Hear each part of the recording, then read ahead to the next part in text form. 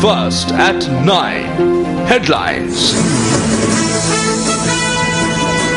It's the 25th of February 2014. A very good evening to you and welcome to your news at 9, coming to you live from the Newsfirst studios here in Colombo. I'm Joel Outscoon with your headlines. Starting off with, Navi Pillai renews calls for an international inquiry. Government rejects call as preconceived and prejudicial. Modern technology like Facebook cannot be banned. The stance of the President. We will refrain from advising students anymore. Teachers and principals in Kurunegala protest over actions against a colleague. Renewed call for fuel subsidies from the Collective Fisheries Association of Negombo. Let's now cross over to Shamil Razuldin and Nicola De Souza for a comprehensive news bulletin ahead of you. Over to you. Joel Outscoon with the headlines. Thank you very much, Joel, for that update. Good evening and welcome. You're with Newsfirst, your number one news provider. I'm Shamir Rasoldin. And I'm Nicola De Souza. Let's go straight ahead to the annual report published by the United Nations High Commissioner for Human Rights, Navi Pillai. Issuing her annual report titled Promoting Reconciliation and Accountability in Sri Lanka, Pillai says that as new evidence continues to emerge on the final stages of the conflict, it is recommended to establish an independent international mechanism. The government was quick to reject the call by UN High Commissioner Navi Pillai, adding that the trajectory that has emerged with regard to the recommendation of the High Commissioner reflects the preconceived, politicized and prejudicial agenda which Pillai has pursued with regard to Sri Lanka.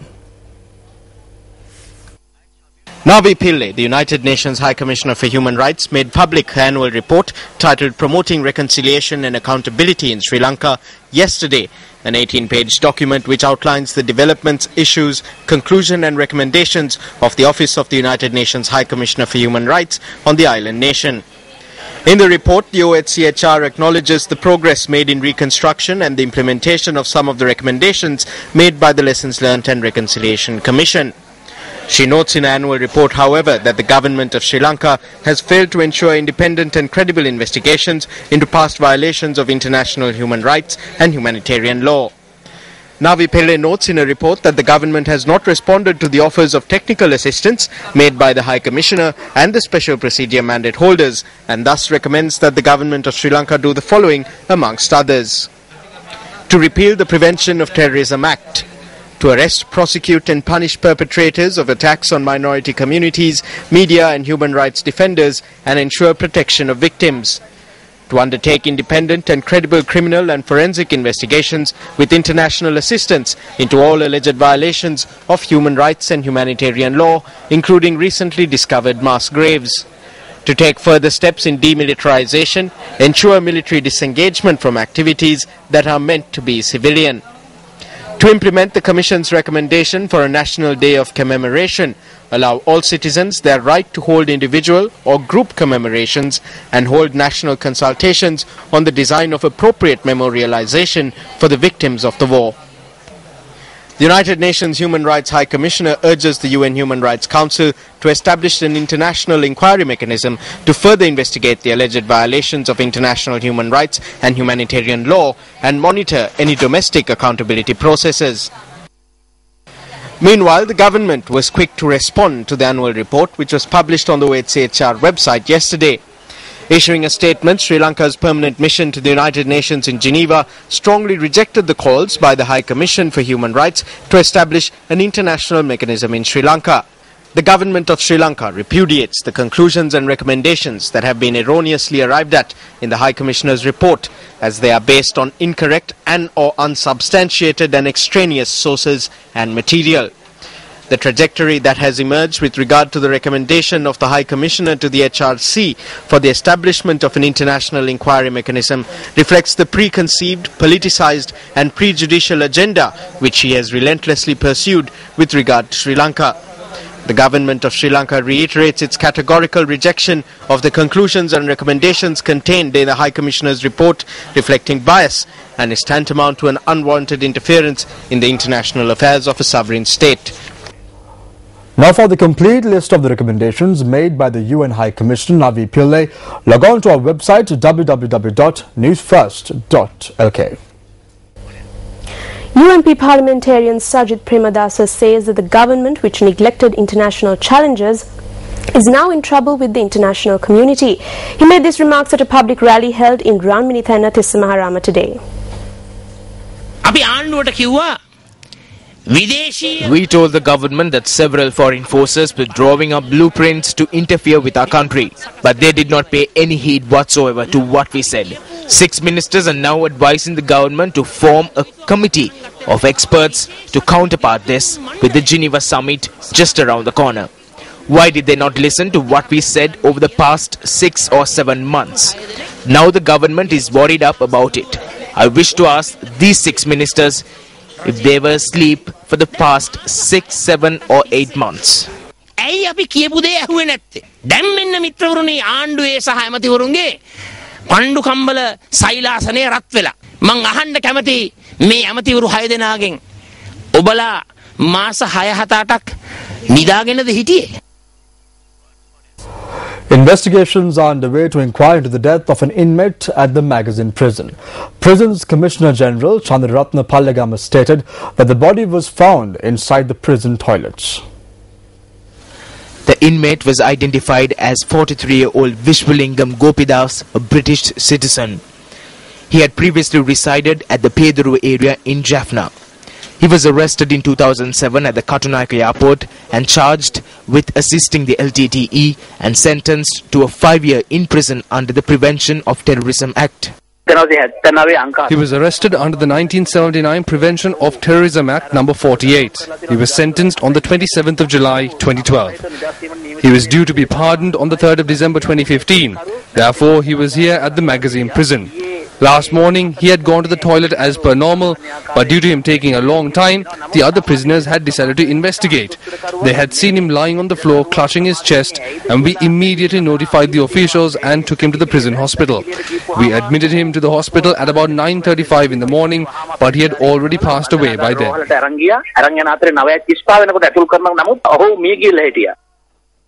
The body was lying at the office of the Judicial Medical Officer for the report on the death of the inmate. The body was investigated by Magistrate Nirosha Fernando of the No. 2 Colombo Magistrates Court. Thereafter, he was referred to the coroner for the results. The relations of Vishwalingam Gopidas, who also resided in Britain, had arrived at the office of the Judicial Medical Officer. His 2 sons were among them.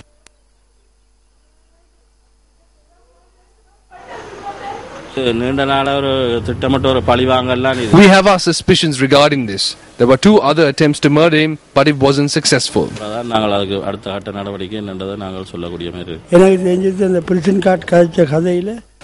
I went to the prison as soon as I heard. I understood by the conversation of the prison officials that my son had died. It was then that the body was taken to the mortuary. My son had no problems. I do not know what happened inside. Again, Sri Lanka. In the Mariano or Arsangan and Sayan.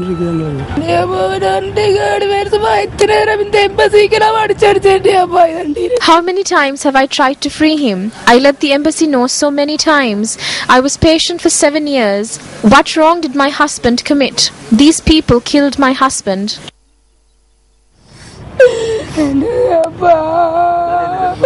We at Newsfirst made inquiries regarding this incident from the British High Commissioner's office as well.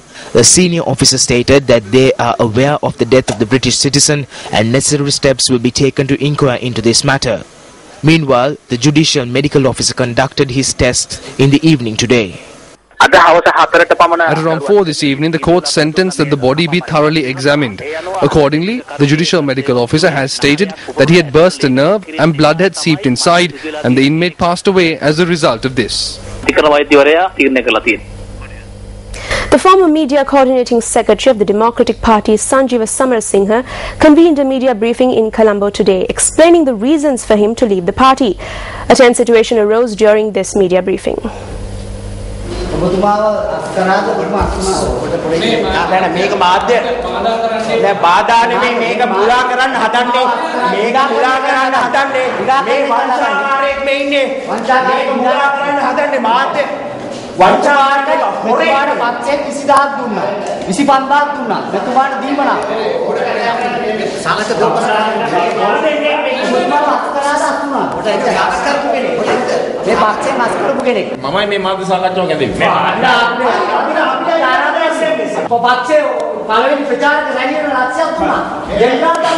ඔය කවුරක්වත් හිටියේ නැහැ මේ පක්ෂය ආරම්භ කරනකොට.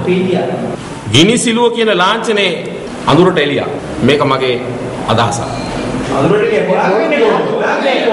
එතකොට අපිට බාධා කරන්න එපා.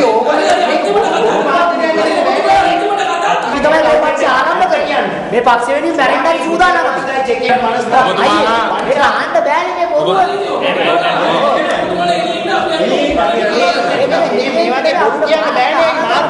මාධ්‍යයට කොහොමද අයි බොරු දාන්නේ මේ තුමාගේ මේ මහත්මයාගේ බොරුකම් කරපු චෙක් එක මේක තමයි පුළුනේ කියන්න එපා නැත්තම් කනගාටු මේ වගේ මේ බොරු සම්බන්ධන මේ චෙක් එක ඔක්කොම කරපු එක තමයි මේ මාධ්‍යයේ චෙක් එක ප්‍රොඩක්ට් කරපු ඉඳන් මේ ප්‍රශ්නේ ඇති වුණා.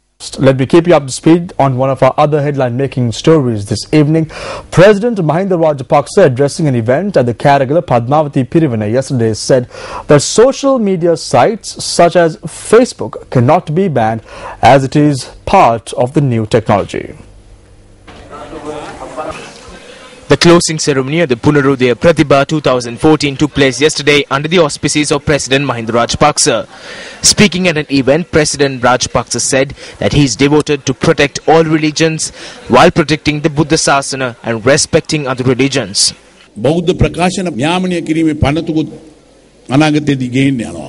A bill regulating Buddhist publications will be introduced in the future.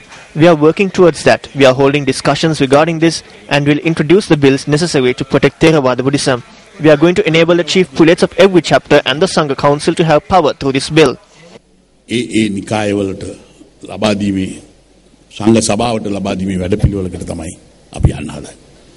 The President also commented on modern technology and social media websites.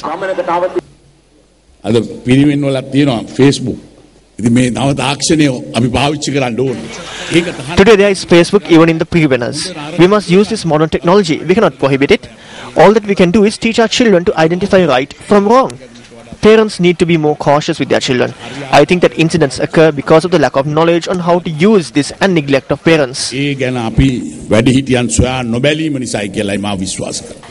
the President also declared open a new 7-story building at the Defence College in Colombo today.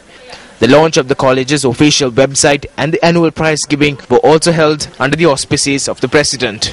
The college was provided with ISO certification, while the college's newsletter was also launched at this event.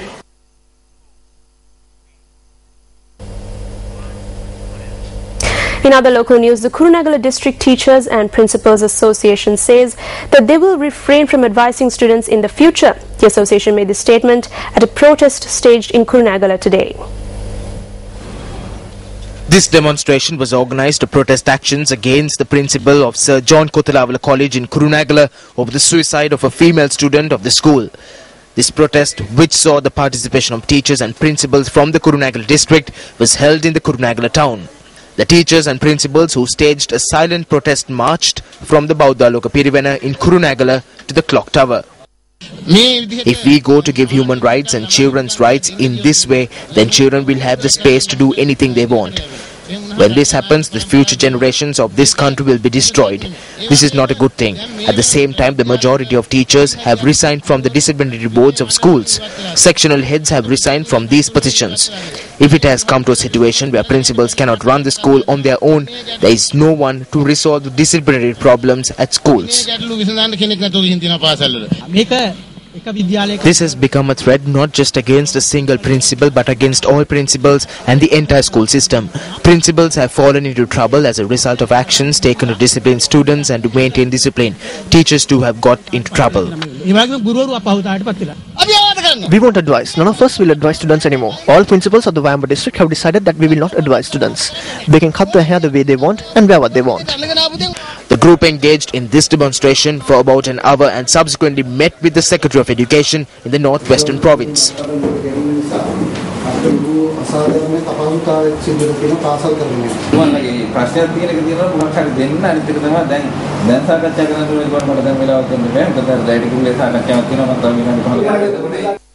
Following the discussion with the Provincial Education Secretary, the group dispersed. The Provincial Education Secretary had promised to discuss the matter following the conclusion of the Daitukuril National Development Exhibition that is currently underway.